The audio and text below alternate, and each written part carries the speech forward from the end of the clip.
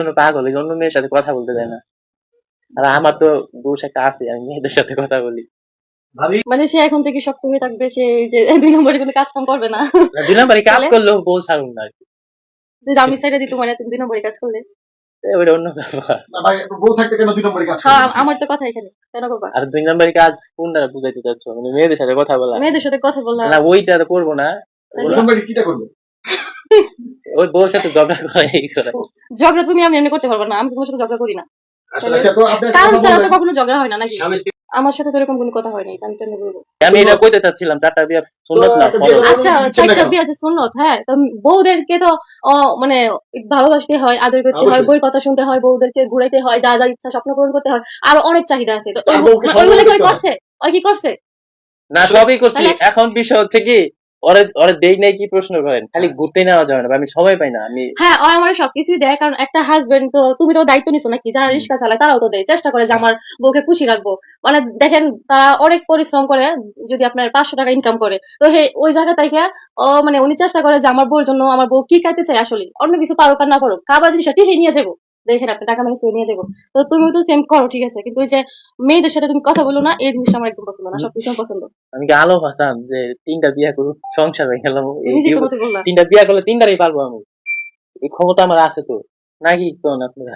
3টা বিয়ে সাথে হচ্ছে ওই দিনে কথা হয়েছিল যে রাত 12টার সময় ও আসলে বাড়িতে আসবে এই ধরনের কথা বলে নাই।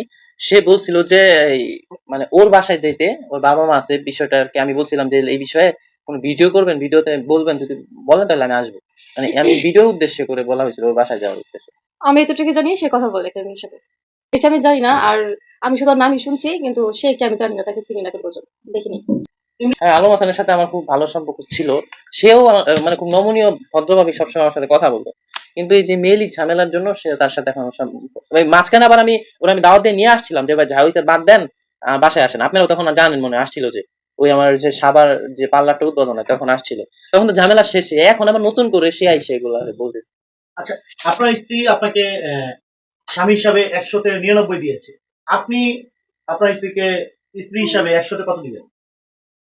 আমিও তো 99 দিই। 1% কম কেন? না, আমি ও বলছি এমনি যে একদিক দিয়ে ভালো, কোনো আছে না, অনেক মেয়েরা দেখবেন যে ছেলেদের সাথে কথা বলে বা চ্যাটিং করে, এই ধরনের কোনো কিছুতে না। ওই যে মাঝে মাঝে তর্ক বিতর্ক করে, ওই পারিবারিক ভাবে অনেক ঝামেলা থাকে, এতটুকু, আর কোনো কিছুই না। স্বামী হিসাবে এগুলা করে না, সে এখন বলি না তো, এখন এখন বলে না তো। এখন আগে যখন বলতো। আগে যখন বলতো তো একটু খারাপ লাগতো, যে আমার হাজবেন্ড কেন অন্য বিষয়ে কথা বলে। আমি একটা বিষয় চ্যালেঞ্জ করে বলতে পারি। মানে আমি যেগুলা ভাই আমি কনফিডেন্স আমার কাছে, আমি এগুলো চ্যালেঞ্জই করে ফেলি যে আমাদের কখনো সংসার ভাঙবে না, যাই হয়ে যাক, যে বউ ছেড়ে দিব, ডিভোর্স দিয়ে দিব, এইগুলো আমার হবে না। আমি ওরে বলছি কি যে আমি, মেয়ে দিতে চায়। না আমি ওরে কি বলছি জানেন, যে আমি সবকিছু মাইনে নিব, তুমি শুধু মেয়েদের সাথে কথা বলবো না, আর তুমি যে কোনো অপরাধ করো আমি মাইনে নেব, শুধু মেয়েদের বিষয়টা বাদে। আমি একটা কথা আমি বলছি ওটা যে বলে দিচ্ছি। বিয়ে আমি আরেকটা করবো, এইটা মেনে নিতেই হবে। মাইনা নিব না। তোমার সাথে ঝগড়া করার কোনো ইচ্ছা নাই, ইন্টারভিউ দিতে। আসলে কি দিয়ে দাও, বলো।